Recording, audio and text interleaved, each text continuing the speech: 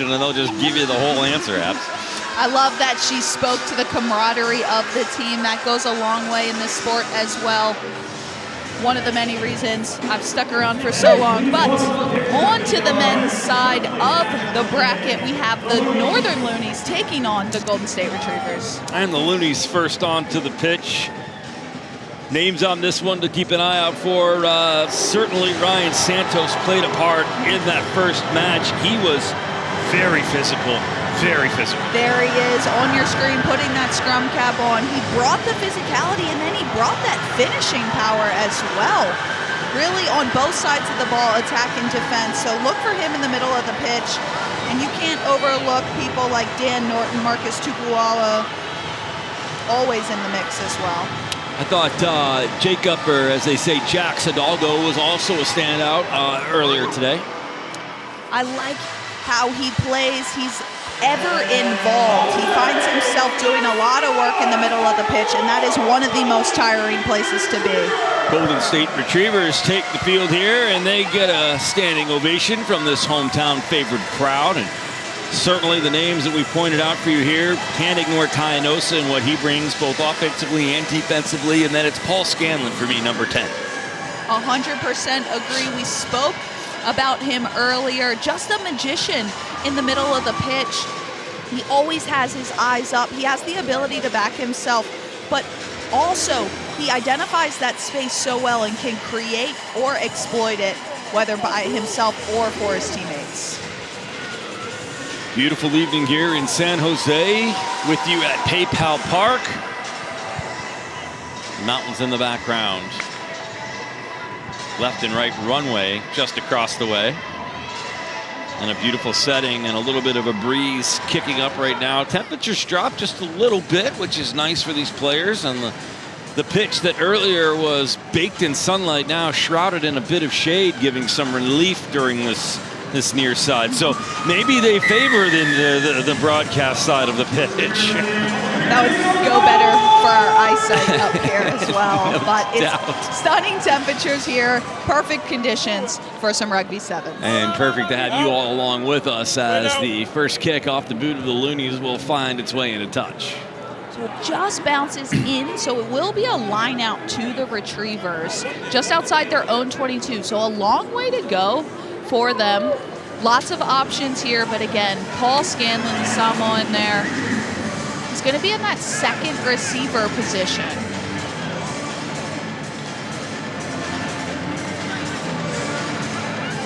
Just waiting for it. There it was, a little bit of trickery, knocked down, and it's the Loonies who pick it up. So a failed attempt by the Retrievers, and the Loonies get a little bit lucky. There's the tackle on the far side. This will be picked up by Norton. And penalty there for the Loonies, so opportunity first. Looks like they're going to slow things down, potentially go to a set piece. Scrum is going to be called. We've seen this tactic a lot. We've spoken about it. One thing to note is when you don't spend a lot of time together, this is something you can practice in the 2-3 trainings you have prior to a tournament. Hey, we have a right-hand scrum. This is the play we're going to run. And so they'll know exactly what they'll be wanting to do off this set piece. These teams come together very quickly, have very little time to work together and build not only the bond, but the tactics. So a lot of the credit goes to the experience of these players and their ability to ebb and flow with their teammates in a very fast manner. 100%. It's all about who can gel together the quickest. There's the scrum. Loonies retain to the hands of Hidalgo. Taken down hard. But they are on offense. Lovely turnover there by CO Jr. as they look to play quickly. Noble for the Retrievers. Off of the turnover. Ball will come out. Penalty again, not rolling away, says the referee. So anytime you complete that tackle, you have to show effort to get out of the way and not attempt to slow that ruck down. Remember, Rugby Sevens is all about pace. How fast can we play? We've seen a little bit more of a sluggish pace on the men's side this stop. Does seem like the set pieces are the options that are the go-tos. It has its advantages, but again, it's that stop-start style, whereas you're really backing your 1v1 battles. Peter Sio Jr. picks it up out of that ruck to that far side, booted ahead, channel. He'll get it back. They'll have to retreat a smidge, some room on this far right side, and now some movement. Good hustle by Masoe. So we'll toss it back. Flip the cross to Tala. East and west for the Retrievers right now as we're scoreless with 3:36 to go, and a huge hit in the backfield. Well done. Scanlan to the far side, to the hands of Sio Jr. He'll be knocked down. Trying desperately, the Retrievers looking to get some offense moving here, and finally will get a little bit of room. Tala, far side to Noble. Noble wrapped up high and low. Teammates trying to give him a little bit of a push. Retrievers with a little room now on this far side, over to the hands of Scanlan. Scanlan with a beauty of a pass to Sio Jr., and it'll break him free for the between the uprights try, and it's 5-0 Retrievers. A classy setup and a classy finish there from the Retrievers. I loved the build-up. There was a lot of individual brilliance in there, a lot of footwork to create some space, hesitate the defense, and then Paul Scanlan right in the mix. He steps back on the inside of Dan Norton, splits the defense, gets his arms free, and then a spot-on support line from Sio Jr. as he looks to convert his own try. And it is through the uprights, making this 7-0. But have a look again. Sio Jr., he sends the pass initially. Scanlan steps off the right, engages second defender, and then it's just a beautiful little floating offload in, and Sio Jr. knows he's in. A little love for California. And the Retrievers of Golden State have taken an early 7-0 lead with 1:50 to go here in the first.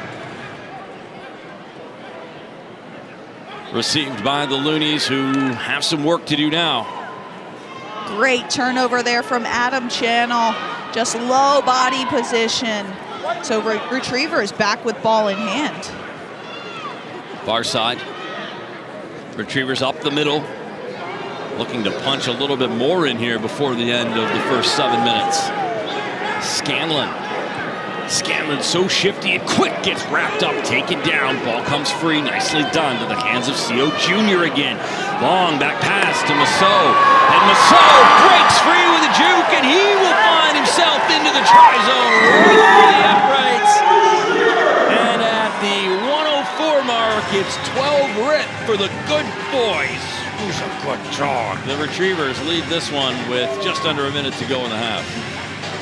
They're leading that one. I'm going to leave your one on that comment, but it was a stunning try as we see Peter Sio Jr. attempting to convert his teammate's try right in front of the uprights, and he does so. So 14 points to 0, but we will have one more look at Masoe's try. Sio Jr. sends it to Wendling, and then he just arcs and then steps off the right, shows the ball to the outside, and backs himself, diving, sending that ball to the sky. Joy on his face. Pearly whites are out. Good teeth, good teeth. 5 seconds left in this one. 14-0 Retrievers. Loonies with the nice reception and pass. Trying for a little something up the far side. They're going to get it. Look at this. What a run as the horn blows. It's Dan Norton. Hustle. And excuse me, that was 14 Peyton Wall, not Dan Norton. Numbers, math. Glasses gone. I had half of it right. Just didn't see the one. A little bit of a late shot coming into the try zone. Looks like the referees are having a quick chat about that. But ball off the top from the restart. You don't see it too often, but a little shift and then a great line from Peyton Wall. He stays on the outside the entire time, backs himself, and gets the Loonies in this. So referees just coming up to Adam Channel. He was the one chasing the try scorer down. Looks like he is going to his pocket, so it will be a yellow card for Adam Channel going into halftime. So that's 2 minutes in the bin for the Retrievers. They looked so strong. They were really building. And now they're going to be down to 6 for the next 2 minutes. And an interesting way to start that second half, because not only is it a little bit of a momentum shift here for the Loonies, but now an advantage coming into the final 7. Just when we thought all the momentum was with the Retrievers, it takes 15 seconds and now fully swapped. So Loonies will go into this halftime with that burst, getting that pump, and then they know they have the advantage starting that second half. All right, so for more on what we can expect in the second half, let's go down pitch side to Bree Kim. Bree, what do you got? Well, first, I just want to summarize that first half. The Loonies really didn't have a lot of possession, so no opportunities to attack. But the Retrievers, the reason why they were able to be so successful is get that last try by Masoe is because they were so clinical in the attacking breakdowns. They had such quick support with their twos, which produced quick ball for the threes to be able to spin it out wide before the Loonies really had a chance to respond. So expect much of the same in that second half. The Loonies were trying to apply more pressure on defense, but for them, the question is really, how do we gain more possession and then attack from there? Good stuff, Bree. And to that point, with an opportunity like this, you've got the advantage now. Now would be your time to sort of spread it out and see what you can do in terms of creating more offensive space. Retaining that possession just like they did off that last kickoff. They scored immediately, having runners on both sides, but not forcing anything.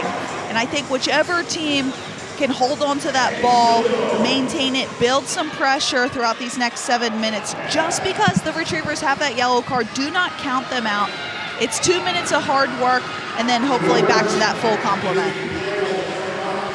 All defense right now for the Retrievers. Try and stem it a bit here. You've got the lead. You're comfortable out there. But as we've seen, you're not safe. Comfortable might be pushing it too, but they're definitely going to enjoy the lead. And because they missed that conversion, the Loonies, so it is a 2-score lead. Here come the Loonies with a little bit of zip to start things off. Kicked ahead, now it's a foot race. Loonies can't get there. Retrievers catch a break. They have the ball tackled down on the far side, thrown out to the hands of Scanlan. Scanlan goes far side. Retrievers tackled to the turf. Not rolling away from the Loonies, so really smart game management here from the Retrievers. They have the advantage, they have the penalty, so just slowing it down. Talapusi out there, he's played this game a lot. He knows how to work it into his favor, so you slowly come together, you slowly decide you want to scrum, and you waltz right on over. So the gamesmanship. a lot of time will tick away. As you can see, it's already been a full minute into the second half. So that's just less than a minute to go now for that yellow card, and it's Retrievers' ball. Here comes the put in. Tala will get it back. Pauses, takes a look, tries to knock it ahead, and the kick doesn't work, fails, turned over. Loonies back the other way, now a chance for them. Vaifale to the hands of Norton. Tackled down, picked up. Now it's Tupuola. Tupuola down, will set it out. Norton will recover. Little stiff arm right there. He's got some help. McDonald was waiting. He gets out of the way. And now right across the line, who is it? We talked about him earlier. Ryan Santos finds the try zone and cuts it to 4 with 5 to go. A lot of times we see that man barreling over someone. This time he just cruises in, dives in. You see him amping up his teammates saying, let's go. We're just down 2 points. All 7 players back on for retrievers, so it is anyone's match. Plenty of time here, but having a look there again, Dan Norton creating in the middle of the pitch. And then Ryan Santos getting 5 to his name. The difference is 2. Time continues to roll, 4:35, 14-12 the score. Beautiful evening here at PayPal Park. Pleasure to have you along on YouTube. Remember, just a reminder, the finals coming up just shortly, just after 7 o'clock Pacific, 10 Eastern time. We'll all be with you over on CBS Sports Network.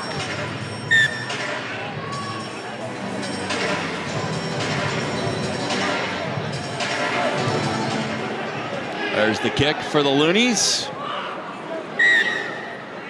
Big error there, Yes. seen straight away from Lachy McDonald. A little bit of a coach killer, especially as you're just getting the momentum, the swing back in your favor.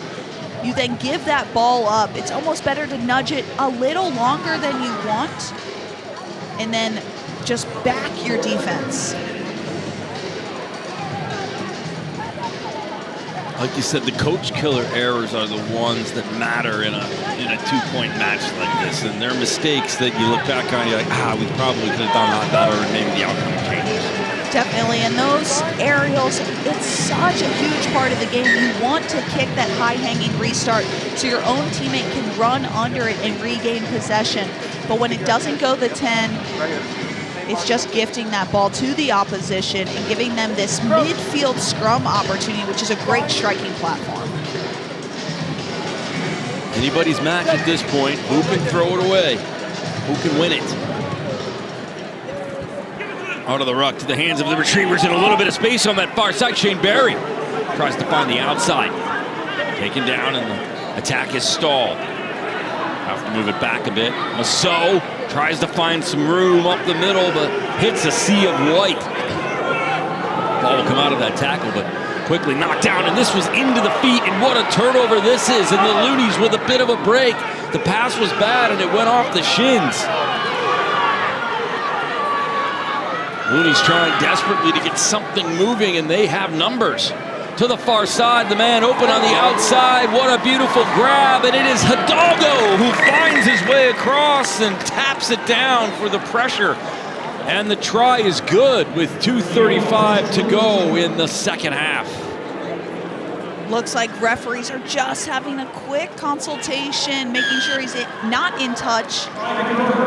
Arm goes up, whistle goes off, and as you said, it is a try for Jax Hidalgo. We spoke of him earlier, more of his work rate and what he brings to this team, but this time he found himself on the edge.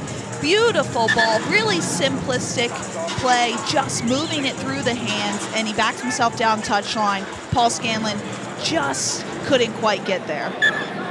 Could be a very important conversion here. That will be short and a smidge right. I want to go back to how this play started. Let's take a look. Lachy McDonald sends it to Tupuola. He just takes one step forward, sends it onto his teammate. They don't try to do too much, but Hidalgo, he has the power, and he's in for 5. So pulling his side ahead, 17 points to 14. Yet another close match, but I can see up here, looking down, his teammates are yelling, hey, kick it deep. Make sure this goes 10 meters. This one well knocked down. Great job there by the Loonies. That's what you're talking about, Abby. Far side. Big hit almost, but it's averted. Nice stop by Lachy McDonald. Love the bleached hair. Back to the far side, just a reminder, this is what's coming up next. We've got the women's final Loonies experts at 10:06.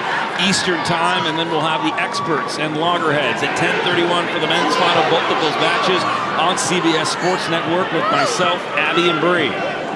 Stick with us. Thank you for joining us here. Now it's to the far side. The Loonies looking to seal it. Oh, and they will. It's time and space, and not a problem for Dan Norton, who takes both knees and applies the downward pressure with the ball and extends it. It is a 22-14 difference with 35 on the clock. Well, if any international rugby fans are watching, they'll have seen that try-scoring celebration many a times, as this man is the all-time leading try scorer for the HSBC World Sevens circuit, and he just cruises into the try zone. And that just about does it, I think, in this third-place matchup. Comfortable now? I think I'll go ahead and use the word comfortable with 3 seconds left. 10-point lead. There is the horn, and it is on the boot of Lachy McDonald again, and he will give this one a solid pump into the hands of the retrievers. Enosa makes the initial catch. Moved across to Shane Berry. One last run, and why not? Peter C.O. Jr. off to the races. He won't catch it all the way down. He had a lot of space, but what a rundown that was. I love the wheels of the Loonies to catch up. And Dan Norton is gifted a yellow card for his efforts. It was a high tackle, and referee going for a penalty try. And the crowd is displeased with this call. However, that is given because he deems Dan Norton was the only person that would stop him from scoring, and because it was high, they award the 7 points. That'll do it. The final score will be 24-14. That is your final. The Loonies come away with one, and not a bad finish. We are so happy that you joined us. For Abby Gustitis, Brianna Kim, and our entire crew, I'm Nick Gismondi. This has been a presentation of Premier Rugby Sevens. Stay tuned for more PR Sevens as the women's and men's finals air on CBS Sports Network at 10.